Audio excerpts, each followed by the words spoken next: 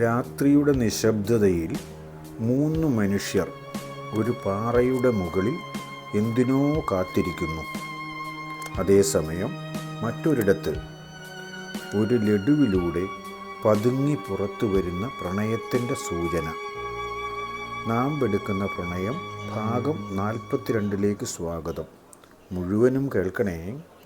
സന്ധ്യയ്ക്ക് മുൻപേ മാമച്ചൻ്റെ വീട്ടിലെത്തിയെങ്കിലും അന്നേരം മുതലേ ഒളിസ്ഥലത്ത് പോയിരിക്കേണ്ട കാര്യമില്ല.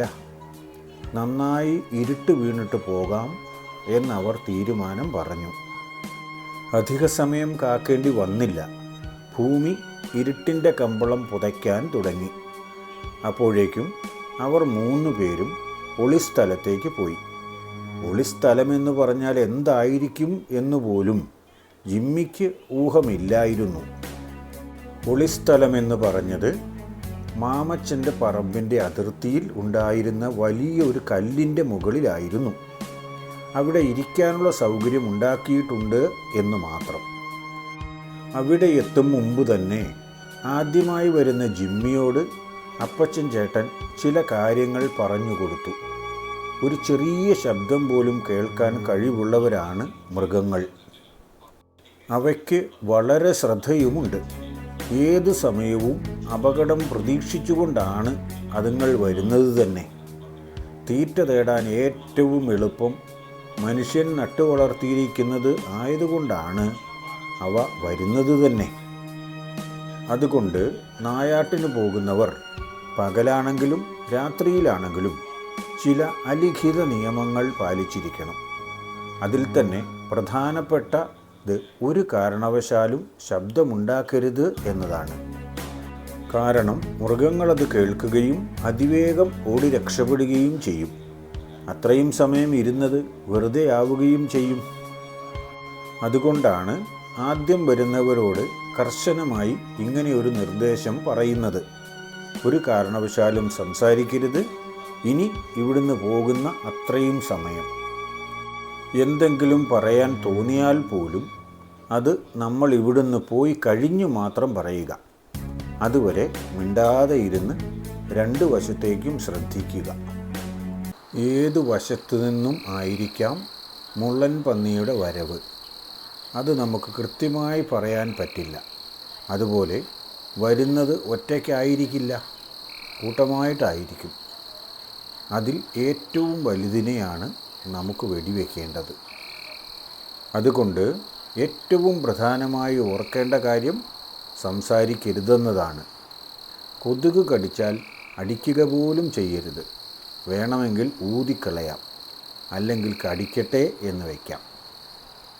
പറഞ്ഞു തന്ന കാര്യങ്ങളെല്ലാം കൃത്യമായി ഓർമ്മിക്കണം.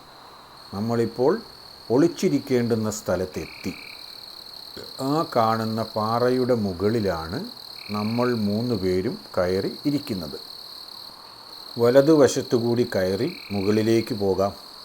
പരിചയം കുറഞ്ഞ ആളായതുകൊണ്ട് ജിമ്മി ആദ്യമേ കയറിക്കോളൂ. മാമച്ചൻ സഹായിക്കും. പറഞ്ഞതുപോലെ മാമച്ചൻ ചേട്ടൻ്റെ സഹായത്താൽ ജിമ്മി പാറയുടെ മുകളിൽ കയറി. താഴെ നിന്ന് കാണുന്നത് പോലെയല്ല. ഇത് സ്ഥലം വിശാലമാണല്ലോ. ഏതാണ്ട് ഒരു ബെഡ്റൂമിൻ്റെ വലിപ്പത്തിലുള്ള സ്ഥലമുണ്ട്. ഈ പാറയുടെ മുകളിൽ സുഖമായി വേണമെങ്കിൽ കിടന്നുറങ്ങാം. പാറയുടെ പരിപരിപ്പുണ്ടാകും എന്ന് മാത്രം. ഇരുട്ട് ഏതാണ്ട് മാറിത്തുടങ്ങി. നിലാവിൻ്റെ അംശം പ്രകൃതിയിൽ കണ്ടു തുടങ്ങി. അപ്പോൾ വളരെ പതുക്കെ അപ്പച്ചൻ ചേട്ടൻ പറഞ്ഞു, ഇനിയാണ് ശ്രദ്ധിക്കേണ്ടത്. എവിടെ നിന്ന് ശബ്ദം കേട്ടാലും ഒന്ന് തോണ്ടിയാൽ മതി. ഇനി അഥവാ ഞാൻ കേട്ടില്ലെങ്കിലോ? ഒരു കാരണവശാലും മിണ്ടിയേക്കരുത്. ശരി, പിറുപിറുക്കുന്നത് പോലെ ജിമ്മി പറഞ്ഞു. 10 മിനിറ്റ് കൂടി കഴിഞ്ഞു കാണും. നിലാവ് നന്നായി തെളിഞ്ഞു വന്നു. കാട്ടിൽ നിന്നും പുറത്തേക്ക് വരുന്ന വഴി വ്യക്തമായി കാണാം. അധികം കഴിയുന്നതിന് മുൻപ് കാടിൻ്റെ ആ ഭാഗത്തു നിന്നും ചെറിയ ശബ്ദം കേട്ടു തുടങ്ങി. 3 പേരും ശ്രദ്ധയോടെ ഇരുന്നു. നോക്കുമ്പോൾ ചെറിയൊരു പ്രകടനം പോലെ വരുന്നുണ്ട്. പാറയുടെ മുകളിൽ നിന്ന് നോക്കുമ്പോൾ തീരെ ചെറുതായിട്ടാണ് തോന്നുന്നത്. അത് തൻ്റെ തോന്നലായിരിക്കും എന്ന് ജിമ്മി കണക്കുകൂട്ടി. മുൻപിൽ വരുന്നത് ഇത്ര ചെറുതാണെങ്കിൽ പിന്നിലുള്ളത് തീരെ ചെറുതായിരിക്കില്ലേ? മുള്ളൻ പന്നികളുടെ രീതി പ്രകാരം ഏറ്റവും വലിയവ ഏറ്റവും പിന്നിലായിരിക്കും വരിക. അതുകൊണ്ട് ആദ്യം വരുന്നവർ പൊയ്ക്കോട്ടെന്ന് വിചാരിക്കും. ഓരോന്നിനെ വ്യക്തമായി കണ്ടു തുടങ്ങി. ആദ്യം ചെറിയ മുള്ളൻ പന്നി കുഞ്ഞുങ്ങൾ കടന്നുപോയി. അവയെ വെറുതെ വിട്ടു. ബാലവധം പാടില്ലല്ലോ. ഏറ്റവും പിന്നിലായി വരുന്ന കൂട്ടത്തിൽ 2 വലിയ മുള്ളൻ പന്നികളെ അപ്പച്ചൻ ചേട്ടനും മാമച്ചൻ ചേട്ടനും ലക്ഷ്യം വെച്ചു. 2 തോക്കുകളിൽ നിന്നും ഒരേ സമയം വെടിപൊട്ടുകയും ചെയ്തു. വെടിപൊട്ടിയതേ മുന്നിലുണ്ടായിരുന്നവയെല്ലാം ചിതറി ഓടി. അപ്പച്ചൻ ചേട്ടനും മാമച്ചൻ ചേട്ടനും വേഗം തന്നെ പാറപ്പുറത്തു നിന്നും ഇറങ്ങി. വെടികൊണ്ട സ്ഥലത്തേക്ക് ചെന്നു. 2 എണ്ണവും വീണ് കിടക്കുന്നു. പിടച്ചിൽ അവസാനിക്കാതെ അടുത്ത് ചെന്നാൽ പണി കിട്ടും. അവയുടെ ശരീരത്തിൽ നിന്നും തെറിക്കുന്ന മുള്ളുകൾ നമ്മുടെ ശരീരത്ത് കുത്തിക്കയറും. ഊരിയെടുക്കാൻ പോലും എളുപ്പമല്ല. മുടിഞ്ഞ വേദനയുമായിരിക്കും. അതുകൊണ്ട് ഈ ഒരു ജീവിയുടെ അടുത്തേക്ക് പോകുന്നത് വളരെ സൂക്ഷിച്ചു വേണം. കൃത്യമായി വെടി കൊണ്ടതുകൊണ്ട് പിടച്ചിൽ പെട്ടെന്ന് തീർന്നോളും. കുറഞ്ഞ സമയത്തിനുള്ളിൽ അവയുടെ പിടച്ചിൽ അവസാനിച്ചു. അപ്പോഴേക്കും ജിമ്മിയും ഇറങ്ങി വന്നു. എന്നാൽ ഇനി പോകാം. ഇപ്പോഴത്തെ നമ്മളുടെ പ്രോഗ്രാം കഴിഞ്ഞു. ഇനി വീട്ടിൽ ചെന്ന് ഇതിൻ്റെ മുള്ള് കളഞ്ഞ് റെഡിയാക്കണം. അതിന് നമുക്ക് രാമനെ വിളിച്ചാൽ മതി. അവനാണ് അതിന് വിദഗ്ധൻ. പറഞ്ഞ നേരം കൊണ്ട് എല്ലാം കളഞ്ഞ് വൃത്തിയാക്കി കയ്യിൽ തരും. പരമാവധി 1 മണിക്കൂർ നിങ്ങളിരുന്നാൽ മതി. അപ്പോഴേക്കും എല്ലാം റെഡിയാക്കി വണ്ടിയിൽ വെച്ച് തരും. തോക്കുകൾ 2ഉം ജിമ്മിയുടെ തോളിൽ വെച്ചു. മുള്ളൻ പന്നികളെ അപ്പച്ചൻ ചേട്ടനും മാമച്ചൻ ചേട്ടനും ഓരോരുത്തരായി തൂക്കിയെടുത്തു. വീട്ടിലേക്ക് നടന്നു. വീട്ടിലെത്തിയ ഉടനെ തന്നെ രാമനെയും കൂട്ടാളികളെയും വിളിച്ചു. 2 എണ്ണത്തിനെയും ഏൽപ്പിച്ചു. അപ്പച്ചൻ ചേട്ടനും ജിമ്മിയും മാമച്ചൻ്റെ വീട്ടിനുള്ളിൽ കട്ടൻ കാപ്പിയും കുടിച്ച് കാത്തിരുന്നു. കഷ്ടിച്ച് 1 മണിക്കൂർ സമയമേ അവർക്ക് കാത്തിരിക്കേണ്ടി വന്നുള്ളൂ. അപ്പോഴേക്കും 2നെയും ഇറച്ചിയാക്കി അപ്പച്ചൻ ചേട്ടൻ്റെയും ജിമ്മിയുടെയും വീതം വണ്ടിയിൽ വെച്ചു. അത് 2 പാക്കറ്റുകളാക്കിയാണ് വണ്ടിയിൽ വെച്ചത്. ചെറിയൊരു പാക്കറ്റ് ജിമ്മിക്കും വലിയത് അപ്പച്ചൻ ചേട്ടനുമായിട്ടായിരുന്നു. വീട്ടിലുള്ള ആളുകളുടെ എണ്ണം അനുസരിച്ചാണെന്ന് തോന്നുന്നു വീതം വെച്ചത്. അധികം താമസിയാതെ തന്നെ അവർ 2 പേരും ജീപ്പിൽ കയറി പുറപ്പെട്ടു. പാതിരാത്രിക്ക് മുമ്പ് തന്നെ പുല്ലരിയിലെത്തി. ജിമ്മിയെ സംബന്ധിച്ചിടത്തോളം ആ ഒരു പുതിയ അനുഭവമുണ്ടായി. ഇനിയും പോകാൻ സൗകര്യം കിട്ടിയാൽ പോകണം. നല്ല രസമുള്ള പരിപാടിയാണ്. മാത്രമോ ഒരു മായവും ചേർക്കാത്ത ഇറച്ചി കഴിക്കാനും കിട്ടും. കുറച്ച് സമയം മാത്രമേ അയാൾക്ക് നഷ്ടമുള്ളൂ. അപ്പച്ചൻ ചേട്ടനാണെങ്കിൽ ഒരു കമ്പനി കിട്ടുന്ന സന്തോഷവും. പക്ഷേ അമ്മ വിടുമോ എന്നറിയില്ലെന്ന് മാത്രം. ജിമ്മിയുടെ ആശുപത്രിവാസം കാരണം വീടിൻ്റെ പണി കുറച്ച് നാളത്തേക്ക് നിർത്തിവച്ചിരിക്കുകയായിരുന്നു. കരാർ ഏൽപ്പിച്ചതാണെന്ന് പറഞ്ഞാലും പോയി നോക്കിയില്ലെങ്കിൽ ശരിയാവില്ല. അവർക്ക് തോന്നുന്നത് പോലെ ആയിരിക്കുമല്ലോ ചെയ്യുന്നത്. നമുക്ക് വേണ്ടതുപോലെ കാര്യം നടക്കണമെങ്കിൽ നമ്മൾ തന്നെ അവിടെ വേണം. അതുകൊണ്ട് കുറച്ച് ദിവസത്തേക്ക് പണി വേണ്ട എന്ന് പറഞ്ഞിരുന്നു. താൻ ആശുപത്രിയിൽ നിന്ന് വന്നു ജോലിക്ക് പോകാനും തുടങ്ങി.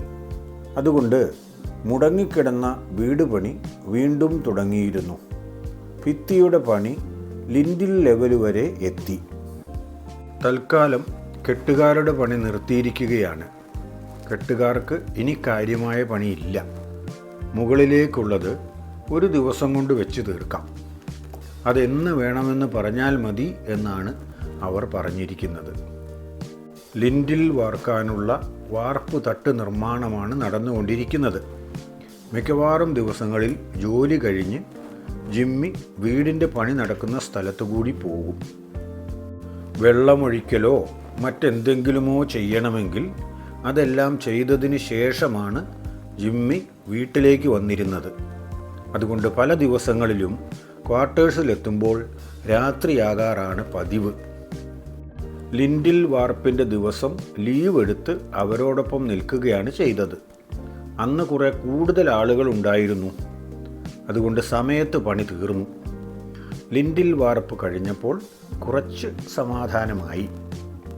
തൽക്കാല സമാധാനമേ ആകുന്നുള്ളൂ. മെയിൻ വാർപ്പും കഴിഞ്ഞ് തട്ടുകളെല്ലാം എടുത്തു മാറ്റിയാൽ ഉടൻ തന്നെ പുറം ഭിത്തിയുടെ തേപ്പ് തുടങ്ങണം. അതുകൂടി കഴിയണം പൂർണ്ണമായും സമാധാനിക്കാറാകണമെങ്കിൽ. അതിനുള്ള ആൾക്കാരെയെല്ലാം പറഞ്ഞ് റെഡിയാക്കി നിർത്തിയിട്ടുണ്ട്. അതുകൂടി കഴിഞ്ഞാൽ മാത്രമേ മഴക്കാലം വന്നാലും പ്രശ്നമാകാതിരിക്കുകയുള്ളൂ. മഴക്കാലത്തിന് മുമ്പ് അതുകൂടി കഴിക്കാമായിരിക്കും. സാഹചര്യം നന്നായി അറിയാവുന്നതുകൊണ്ട് ജോലി പരമാവധി സ്പീഡാക്കാനാണ് കോൺട്രാക്ടർ ശ്രമിച്ചുകൊണ്ടിരുന്നത്. മഴ വീണു പോയെങ്കിൽ പിന്നെ പറഞ്ഞിട്ട് കാര്യമില്ല. അതിന് എല്ലാവിധ പിന്തുണയും ജിമ്മിയുടെ ഭാഗത്തു നിന്നും ഉണ്ടാവുകയും ചെയ്തു. പ്രതീക്ഷിച്ചതുപോലെ തന്നെ അതിവേഗം പണികൾ നീങ്ങി. മറ്റു പ്രശ്നങ്ങളൊന്നും ഉണ്ടാവുകയും ചെയ്യാതിരുന്നതുകൊണ്ട് മെയിൻ വാർപ്പ് മഴയുടെ കാലഘട്ടത്തിന് ഏതാണ്ട് 20 ദിവസം മുമ്പ് നടത്താൻ കഴിഞ്ഞു. അതിൻ്റെ തട്ടിയെടുക്കുന്നതിന് മുൻപ് തന്നെ തേപ്പ് അകത്ത് ആരംഭിച്ചിരുന്നു. പിറ്റേ ദിവസം മുതൽ പുറം ഭിത്തി തേക്കണമെന്ന് നിർദ്ദേശിക്കുകയും ചെയ്തു. ജിമ്മി നിർദ്ദേശിച്ചില്ലെങ്കിൽ തന്നെ കോൺട്രാക്ടർ വ്യക്തമായ ആശയമുള്ളയാളായതുകൊണ്ട് ഒരു ബുദ്ധിമുട്ടും വരികയില്ലായിരുന്നു. അന്ന് വൈകിട്ട് ലേശം നേരത്തെ വീട്ടിലെത്തി. കുറേ ദിവസം കൂടിയാണ് പകലുള്ള നേരത്ത് വീട്ടിലെത്തുന്നത്. അപ്പോൾ സിൽവി ഒരു കൂട് നിറയെ ലഡുവുമായി നടന്ന് എല്ലാവർക്കും ലഡു വിതരണം ചെയ്യുന്നുണ്ട്. ഈ കൊച്ചിനിതെന്നാ പറ്റി എന്നാണ് ആദ്യം തോന്നിയത്.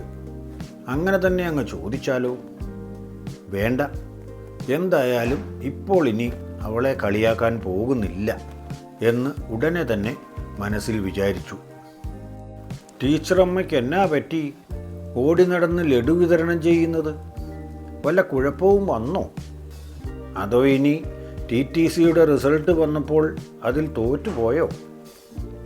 അതേ, ഞാൻ TTCക്ക് തോറ്റതിൻ്റെ സന്തോഷത്തിൽ എല്ലാവർക്കും ലഡു വിതരണം ചെയ്തുകൊണ്ടിരിക്കുകയാണ്. ആ സന്തോഷത്തിൽ പങ്കുപറ്റാൻ ഞാൻ സാറിനും ഒരു ലഡു തരാം. സാറിന് ഗുരുദക്ഷിണയും കൂടി വേണമെങ്കിൽ ഒന്നുകൂടി തരാം. ജിമ്മി ഒന്ന് ചുറ്റും നോക്കി. ആരും അടുത്തെങ്ങും നിൽപ്പില്ല.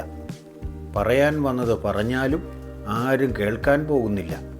അതുകൊണ്ട് അധികം ഒച്ചയില്ലാതെ ജിമ്മി പറഞ്ഞു, ഗുരുദക്ഷിണ എനിക്ക് ലഡുവായിട്ടല്ല വേണ്ടത്, മറ്റൊരു രൂപത്തിലാണ്. അത് ഞാൻ പിന്നെ പറയാവേ. കയ്യിൽ കരുതി വെച്ചേച്ചാൽ മതി.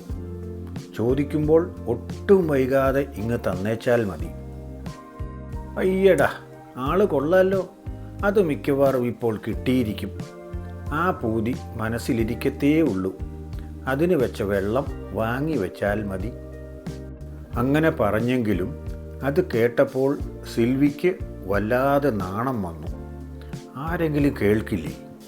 അമ്മച്ചിയാണെങ്കിലും ഇപ്പോൾ പോയതേ ഉള്ളൂ. ഒരു നാണവുമില്ലാതെ അങ്ങ് പറഞ്ഞോളും.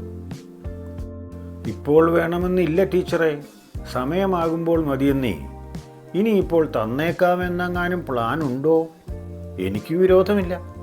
ഇപ്പോൾ കിട്ടിയാലും വേണ്ട എന്ന് പറയുകയുമില്ല. അത് വേറെ കാര്യം. അന്നമ്മച്ചേടത്തി ഇറങ്ങി വരുന്നത് കണ്ട് അവർ വിഷയം പിന്നെയും ലഡുവിലേക്ക് മാറ്റി. പിള്ളേരുടെ ഓരോ തന്ത്രങ്ങളെ. ടീച്ചർ വിജയിച്ചതിൻ്റെ സന്തോഷമാണ് ഈ ലഡു വിതരണം, അല്ലേ? അപ്പോൾ കാര്യം അറിയാം. എന്നിട്ടും എന്നെക്കൊണ്ട് വെറുതെ വർത്തമാനം പറയിപ്പിക്കാൻ ഈ സാറ് ഓരോന്ന് പറയുകയാണ് അമ്മച്ചി. സിൽവിയുടെ പരാതി അമ്മച്ചിയുടെ അടുത്തേക്കാണ് കൊണ്ടുപോയി കൊടുത്തത്. അന്നമ്മച്ചേടത്തി മാറി നിന്ന് വായ പൊത്തി ചിരിക്കുക മാത്രം ചെയ്തതേ ഉള്ളൂ.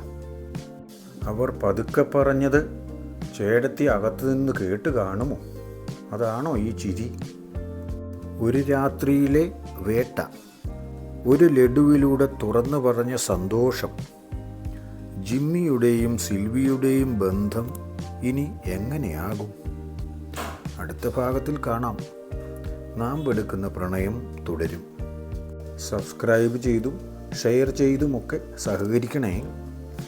മറ്റന്നാൾ അടുത്ത ഭാഗവുമായി വരുന്നതുവരെ എല്ലാവർക്കും നല്ലത് സംഭവിക്കണം എന്നാഗ്രഹിക്കുന്നു. എല്ലാവർക്കും വേണ്ടി പ്രാർത്ഥിക്കുകയും ചെയ്യുന്നു.